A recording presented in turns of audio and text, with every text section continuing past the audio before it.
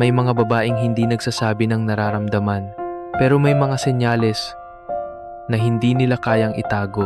Kung may kakaiba kang nararamdaman, posibleng lagi kanyang iniisip. Manood ka hanggang dulo dahil ang mga senyales na ito ang madalas hindi napapansin, pero siya ang pinakamatapat.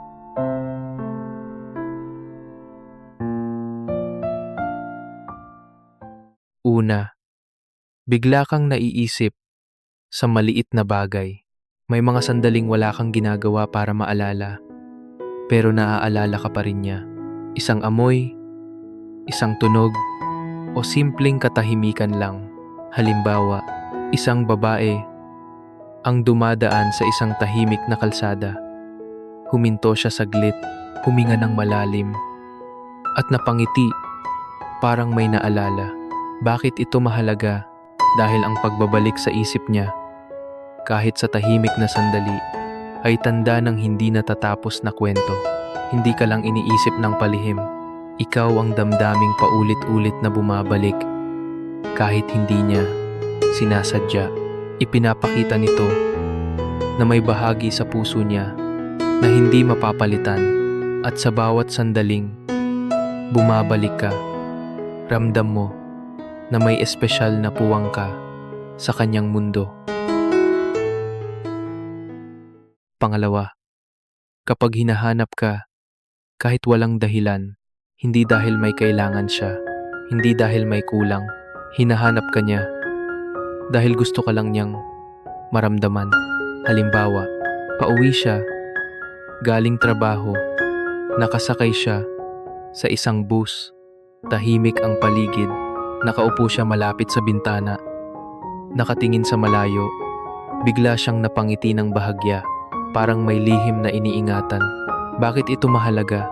Dahil ang hinahanap kahit walang dahilan ay hindi pinipili, ito'y nararamdaman. Ibig sabihin, may kawalan sa kanya na hindi niya maipaliwanag, at sa kawalang iyon, ikaw ang kusang hinahanap ng loob niya. Kapag ang presensya mo ay nagiging sagot sa katahimikan niya, hindi ka lang iniisip, ikaw ang hinahanap na pakiramdam na ayaw niyang mawala. Pangatlo, kapag naalala niya ang maliit na detalye tungkol sa'yo, hindi lang ang mga kwento mo ang tumatatak, pati ang mga simpleng bagay na madalas mong hindi napapansin. Halimbawa, biglang bumagal ang hakbang niya sa isang lugar kung saan dati kang laging humihinto. Bakit ito mahalaga? Dahil ang mga detalyeng naaalala ng kusa ay hindi inuutusan ng isip. Ito ay galaw na galing sa loob, patunay na matagal ka nang kasama sa isip at damdamin niya. Pangapat, ramdam niya kapag hindi ka okay.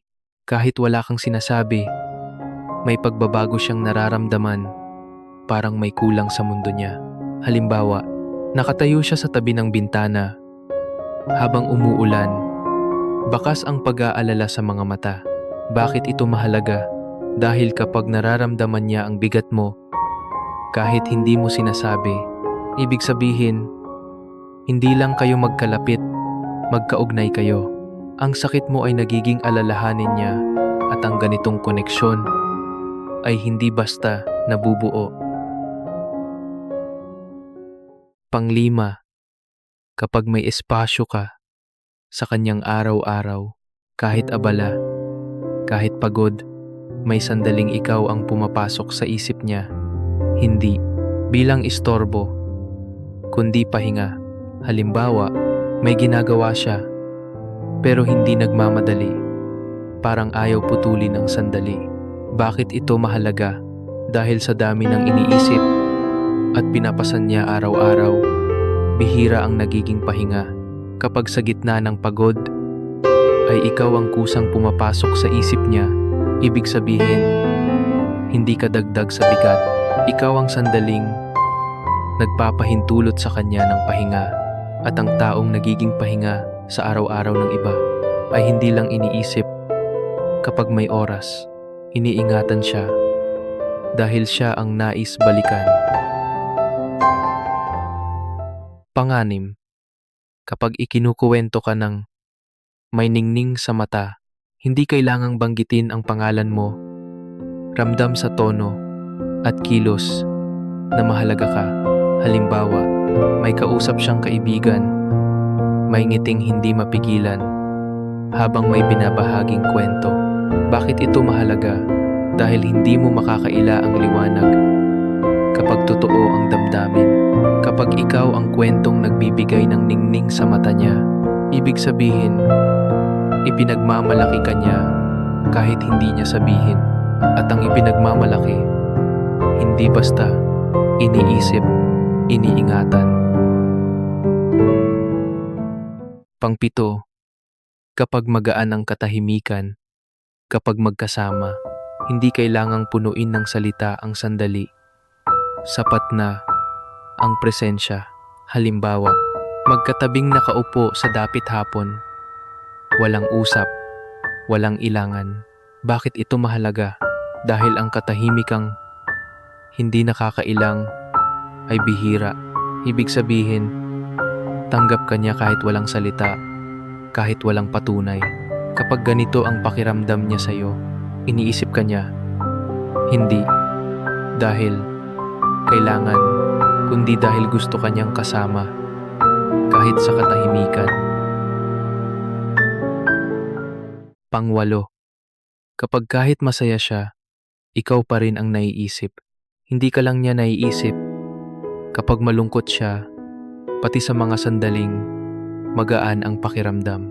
Halimbawa, may ngiti siya habang nakatingin sa paligid. Pero may sandaling lumalalim ang tingin. Parang may kulang kahit masaya. Bakit ito mahalaga? Dahil ang tunay na pag-iisip ay hindi lang paghahanap ng aliw. Kapag kahit sa saya, ay ikaw ang bumabalik sa isip niya, ibig sabihin, ikaw ang gusto niyang makasama sa mga sandaling iyon. At ang taong gustong isama sa saya, yun ang taong iniingatan ng puso.